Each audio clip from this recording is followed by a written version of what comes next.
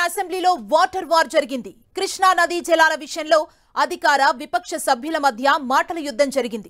కృష్ణా ప్రాజెక్టులను కేఆర్ఎంబీకి అప్పగించడంపై మీరే కారణమంటూ పరస్పరం విమర్శలు చేసుకున్నారు. అన్ని పాపాలకు బీఆర్ఎస్ ప్రభుత్వమే కారణమని సీఎం రేవంత్ రెడ్డి ఫైర్ అయ్యారు. కృష్ణా జలాలపై ప్రస్తుత రాష్ట్ర ప్రభుత్వం ఉదాసీనంగా వ్యవహరిస్తుందని మాజీ మంత్రి హరీష్ రావు విమర్శించారు. అయితే కృష్ణా ప్రాజెక్టుల్ని కేఆర్ఎంబీకి అప్పగించే ప్రసక్తే లేదని తెలంగాణ మంత్రి ఉత్తమ్ కుమార్ రెడ్డి స్పష్టం చేశారు.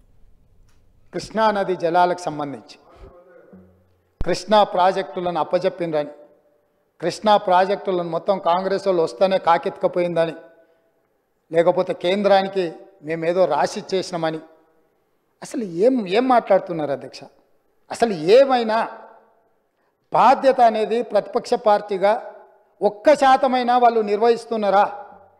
ఈరోజు కృష్ణా నది జలాల మీద ఏర్పాటు చేసిన కృష్ణా రివర్ మేనేజ్మెంట్ బోర్డ్ 2014 రాష్ట్ర పునర్విభజన చట్టంలో స్పష్టంగా పొందుపరిచినరు. ఆ రోజు నేను కానీ, మా ఉత్తమ్ కుమార్ రెడ్డి గారు కానీ, లేకపోతే మా కోమటిరెడ్డి వెంకటరెడ్డి గారు కానీ, ఇక్కడ ఉన్నోళ్ళం ఎవరం మేము ఎంపీలం కాదు అధ్యక్ష. ఏ రోజు కూడా ఈ పునర్విభజన చట్టం ప్రతి పదం నన్ను అడిగి నేనే రాసి నేనే తీర్చిదిద్దినాను కూడా మేము ఏ రోజు చెప్పుకోలేదు అధ్యక్ష. మేము చెప్పుకోలేదు అధ్యక్ష. ఎవరు అధ్యక్ష ఆ రోజు సభలో సభ్యులు? కల్వకుంట్ల చంద్రశేఖరరావు గారు ఎంపీ. కేఆర్ఎంబీని అప్పచెప్పింది ఎవరు? మీరు కాదా? మినిట్స్ చదివి వినిపించమంటారా? 2 మినిట్లలో మీరు మీ ప్రభుత్వం వచ్చిన తర్వాత 17వ తేదీ 1వ తేదీ 2 మీటింగులు జరిగినాయి.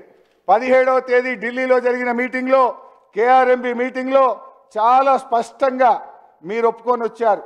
Both the states will hand over 15 prioritized component outlets of Nagarjuna Sagar project and Srisailam project to KRMB within 1 month time period. ఎందుకు ఒప్పుకొని వచ్చినారు? ఈ ప్రభుత్వం రేవంత్ రెడ్డి గారి నాయకత్వంలో ఈ ప్రభుత్వం మేము కృష్ణా నదిపై ప్రాజెక్టులు ఎవరికి అప్పచెప్పలేదు, అప్పచెప్పే ప్రసక్తే లేదు. మీరు ఎక్కడి నుంచో మినిట్స్ తీసుకొచ్చి చదివి మేమేదో చేసినాం అంటే దానికి మేమెందుకు జవాబు చెప్తాము? ఇంకోటి స్పీకర్ సార్, మీ ద్వారా యావత్ తెలంగాణ ప్రజానీకానికి తెలియజేస్తున్నాం. ఇవాళ తెలంగాణలో కృష్ణా నదీ జలాల విషయంలో తెలంగాణకి అన్యాయం జరిగిందంటే ఆనాటి టీఆర్ఎస్ ప్రభుత్వం వల్ల.